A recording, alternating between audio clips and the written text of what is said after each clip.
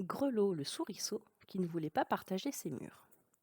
Il était une fois un gentil souriceau appelé Grelot. Il aimait sa petite maison confortable et coquette et son joli jardin dans lequel il passait des heures parlant aux papillons et observant les fleurs. Ce que Grelot préférait dans ce coin de verdure, c'était un beau et grand buisson de mûres qu'il soignait et regardait pousser avec attention.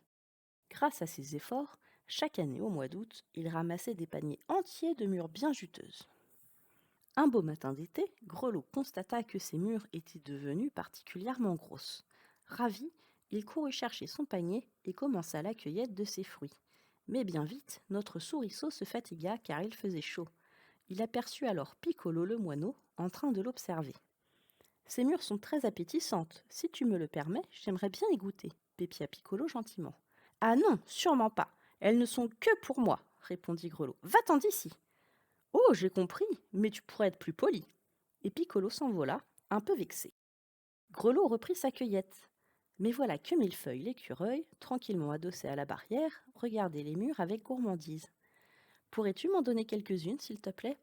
Ça jamais, quelle idée! C'est mon fruit préféré, et si je t'en donnais, il n'y en aurait plus assez pour moi. Alors Millefeuille, déçu, s'en alla les mains vides.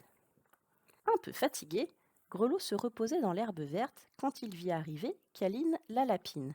Toute souriante, les oreilles frétillantes et les yeux pétillants, elle lui demanda: Pour qui sont ces belles mûres dans ton grand panier? Elles ont l'air succulentes. Vas-tu toutes les manger? Oui, je vais les grignoter et les croquer. Il n'en restera plus et je serai repu. Si tu en manges trop, tu seras malade, lui dit Caline. Et elle repartit, un peu fâchée. Le soleil était si chaud que Grelot dut s'asseoir à l'ombre du mûrier.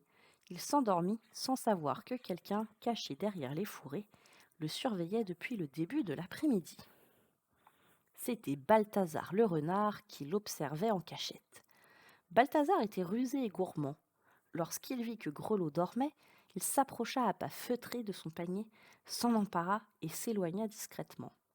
Mais quelques pas plus loin, crac, crac, notre voleur écrasa une brindille qui craqua sous sa patte et Grelot se réveilla en sursaut. Voleur, voleur s'écria le souriceau furieux. Tu as pris mes mûres, rends-les-moi. Mais tu es bien trop petit pour m'attraper, mon ami. Moi, en tout cas, ce soir, je vais me régaler, lui lança le renard, goguenard en s'éloignant. Grelot ne savait pas que Balthazar rôdait dans les environs.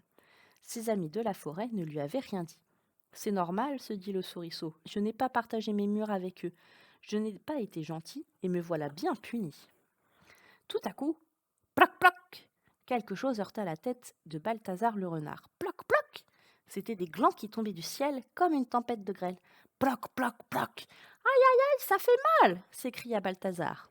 Alors il lâcha le panier pour se protéger et s'enfuit en courant.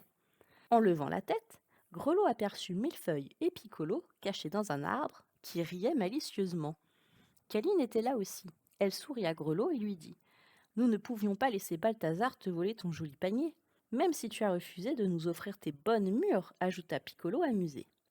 Devant la gentillesse de ses amis, Grelot se sentit tout penaud. Il ne savait pas comment se faire pardonner son égoïsme. Soudain, il eut une idée. Il invita ses amis à un grand dîner. L'après-midi, notre souriceau s'affaira à tout préparer.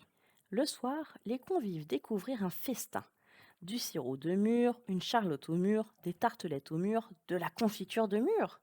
Ils félicitèrent Grelot et le remercièrent de bon cœur. Mes amis, les mûres sont encore meilleures quand on les partage, conclut Grelot. Depuis ce jour, Grelot le souriceau est un ami généreux et toujours attentif à ceux qu'il aime. Fin.